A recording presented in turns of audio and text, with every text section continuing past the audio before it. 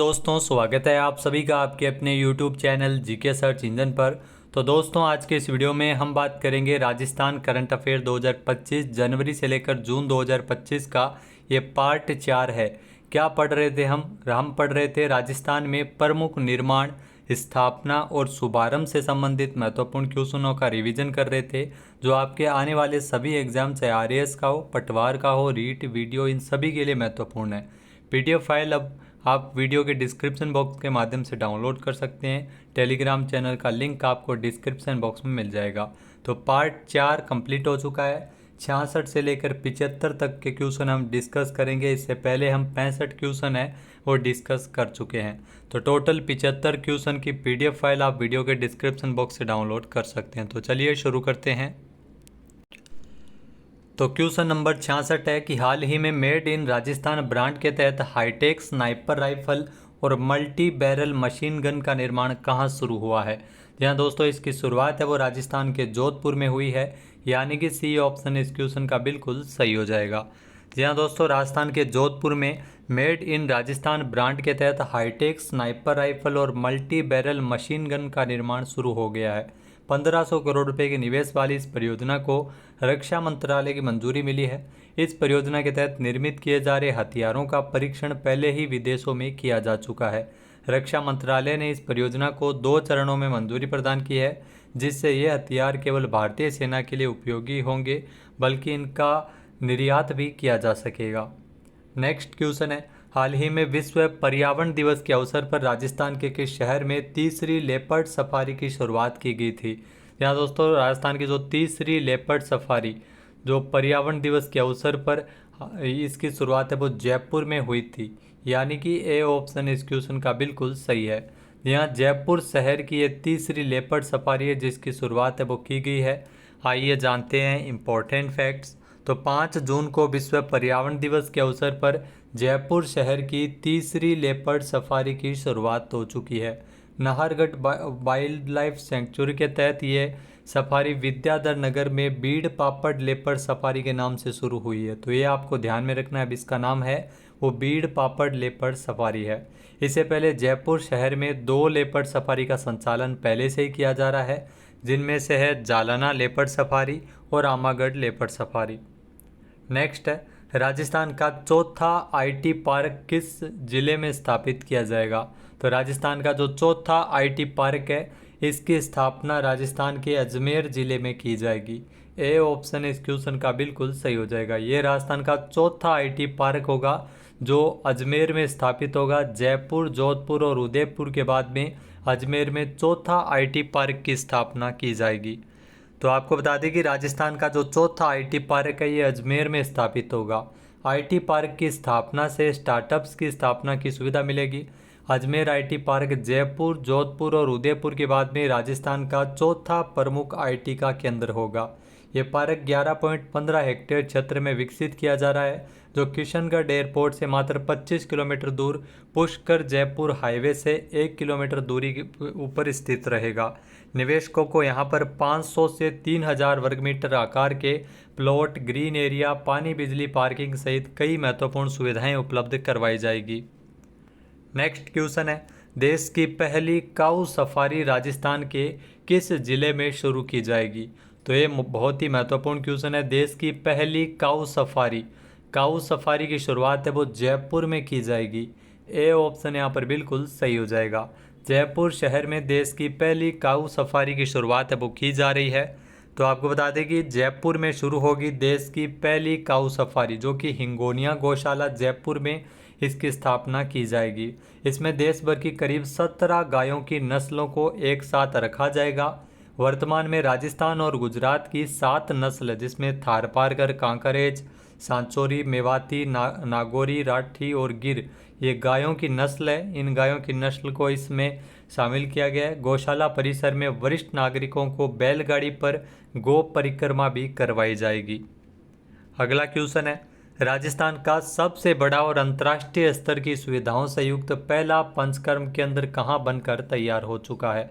यहाँ दोस्तों राजस्थान का जो सबसे बड़ा और अंतर्राष्ट्रीय स्तर की सुविधाओं से युक्त पहला पंचकर्म सेंटर है ये तैयार हुआ है जोधपुर में। ए ऑप्शन इस क्वेश्चन का बिल्कुल सही हो जाएगा। यहाँ जोधपुर में राजस्थान का सबसे बड़ा और अंतर्राष्ट्रीय स्तर की सुविधाओं से युक्त पहला पंचकर्म सेंटर है वो तैयार हुआ है जोधपुर में। आपको बता दें कि इन पंचकर्म सेंटर का हैंडओवर है वो आयुर्वेद विश्वविद्यालय को किया जाएगा। इसके बाद यहाँ पर पंचकर्म पद्धति से इलाज संभव होगा। इसका सबसे बड़ा फायदा मेडिकल टूरिज्म के क्षेत्र के तौर पर होगा, जिसमें इस केंद्र में निर्माण में करीब 44 करोड़ रुपए इसकी लागत आई है। यहाँ पर प्राकृतिक तरीके से जो पंचकर्म पद्धति के साथ अनिद्रा, लकवे की बीमारी, चर्म रोग सहित कई बीमारियों का अनुभवी आयुर्वेद विशेषज्ञों के द्वारा इलाज किया जाएगा। अगला क्वेश्चन है, मुख्यमंत्री भजनलाल शर्मा ने राजस्थान के किस जिले में स्टोन पार्क की स्थापना के लिए रिको को भूमि आवंटित करने को लेकर मंजूरी प्रदान की है।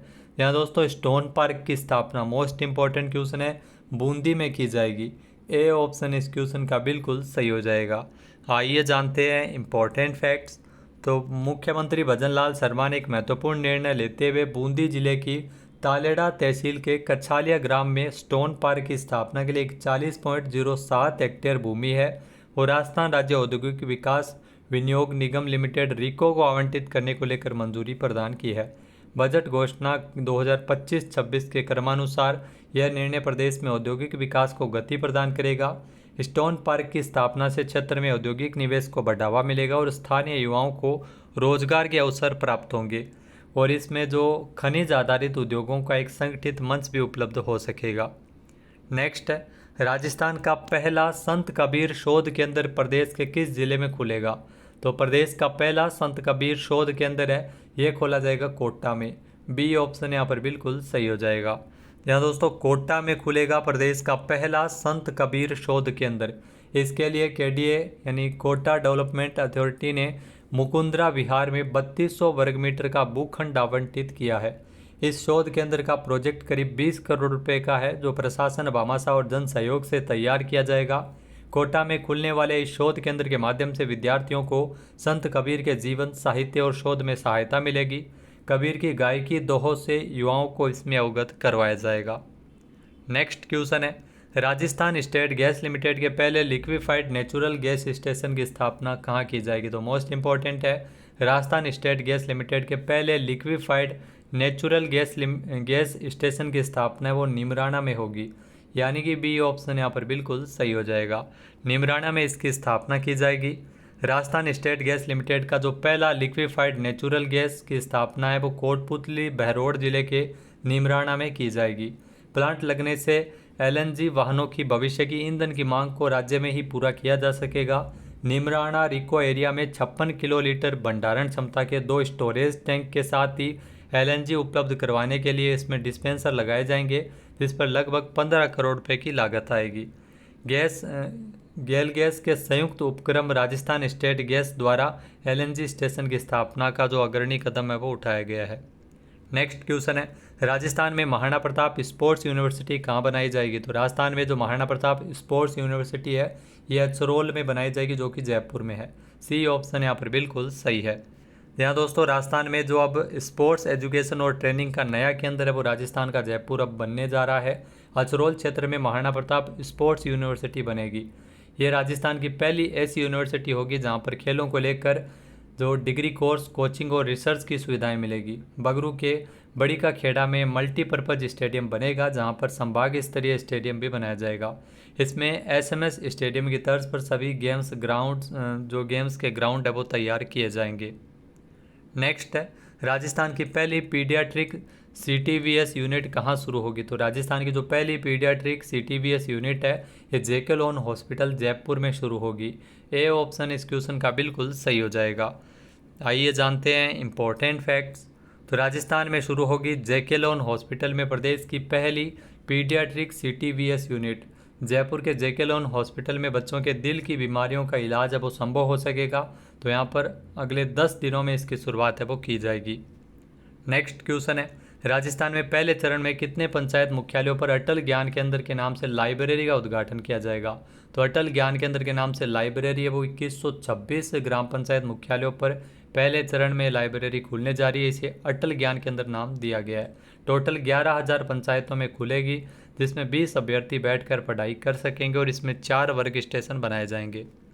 नेक्स्ट राजस्थान में नेक्स्ट अगर बात करें तो राजस्थान में किस जिले के सरकारी इंजीनियरिंग कॉलेज को राजस्थान प्रौद्योगिकी संस्थान यानी RIT के रूप में विकसित किया जाएगा? तो RIT के रूप में जयपुर में विकसित किया जाएगा, राजस्थान प्रौद्योगिकी संस्थान के रूप में, यानी कि ए ऑप्शन यहाँ पर बिल्कुल सही हो जाएगा। जहाँ दोस्तों राजस्थान में तकनीकी शिक्षा के स्तर को सुधारने के लिए प्रदेश के इंजीनियरिंग कॉलेजों को विकसित करने की कवायद अब शुरू हो गई है। अब इन कॉलेजों को भारतीय प्रौद्योगिकी संस्थान IIT की तर्ज पर राजस्थान प्रौद्योगिकी संस्थान के रूप में विकसित किया जाएगा। तो बजट में इसको लेकर घोषणा हुई थी, जिसमें पहले चरण में भरतपुर, अजमेर और बीकानेर के इंजीनियरिंग कॉलेजों को RIT के रूप में विकसित करने का निर्णय लिया गया था। तो जयपुर में इसकी शुरुआत है वो की गई है। अब सरकारी इंजीनियरिंग कॉलेज को भी इसमें शामिल किया गया जयपुर में। नेक्स्ट है राजस्थान की भजनलाल सरकार ने प्रदेश के कितने नए परिवहन कार्यालयों को खोले जाने की अधिसूचना जारी की है? तो 3 जो नए परिवहन कार्यालयों को खोले जाने की अधिसूचना जारी की है। ए ऑप्शन यहाँ पर बिल्कुल सही है। जहाँ दोस्तों राजस्थान की भजनलाल सरकार ने प्रदेश में 3 नए परिवहन कार्यालय खोले जाने को लेकर अधिसूचना जारी कर दी है। इस दौरान अनूपगढ़ श्री गंगानगर RTO, डीग RTO और खैरथल तिजारा में नए RTO बनेंगे, जिसके बाद वाहन पंजीकरण, ड्राइविंग लाइसेंस, टैक्स परमिट और अन्य परिवहन सेवाओं के लिए स्थानीय निवासियों को अन्य कई स्थानों पर भटकना नहीं पड़ेगा।